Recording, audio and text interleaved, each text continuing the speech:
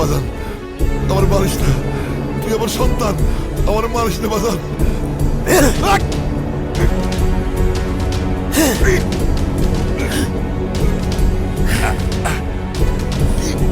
কি করলি তুই?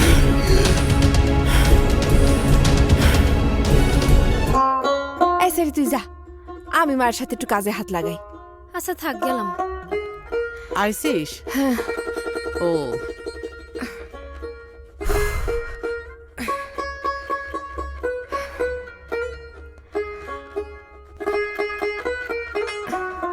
কি দেখো মা?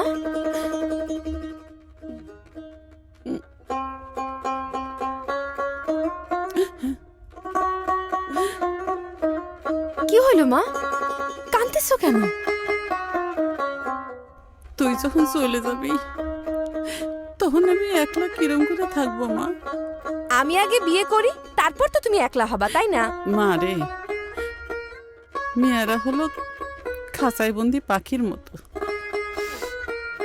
থাক, তুই যতই আদর ভালোবাসা খাওয়া দাওয়া দিয়ে বড় করিস, খাঁচার দরজা একটু খোলা পালি শিউরাল দিবি। আমি যারে বিয়ে করব শর্ত দিয়েই করব। কিসের শর্ত? আমার সাথে আমার মাকেও নিয়ে যাওয়া লাগবে। এমন মানুষও তো আছে। কিডা আছে? আমি যার জমিন চষি, যার দয়ে দুটো খায় পরে বাইচে আছি, সেই জমির সাথে বাপ হারা কুসুম আমার। তোকে তো আমি বানে জলে ভাসায় দিবার পারিনি। মা, আমি কি খালি আমার বাপ হারাইছি? তুমিও তো তোমার স্বামী হারিয়েছো, তাই না মা? তোমার কি কষ্ট কম নাকি? তোর কি কোনো পছন্দ আছে? পছন্দ যে নাই তা কব না, সেও বোধহয় আমারে পছন্দ করে। তয় জমির শেখের মতো অত বড় সুযোগ দেবার মতো সামর্থ্য বোধহয় তার নাই। না থাক সামর্থ্য, তুই কথা কর। শখ আর সামর্থ্য একসাথে বসবাস করে না মা, দুটো দুই মেরুতে বসবাস করে, একসাথে দুটোকে পাওয়া যায় না। তুমি জমির শেখের সঙ্গে আমার বিয়ের কথা বলো।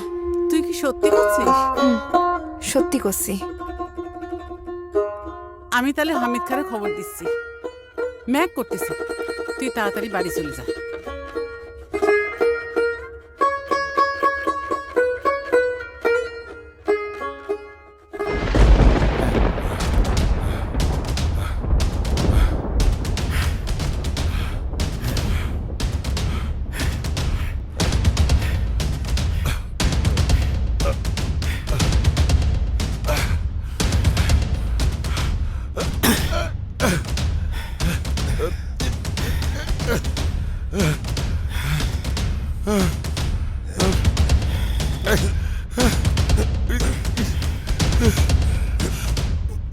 আমার বাজান, আমার মারিস না, তুই আমার সন্তান, আমার মারিস না বাজান।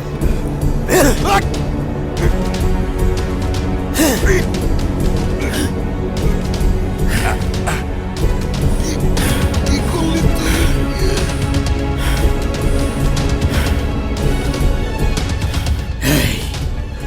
5-7 বালুর নিচে গাড়িয়ে থবি, খবরদার দুর্গন্ধ যেন না ছড়ায়।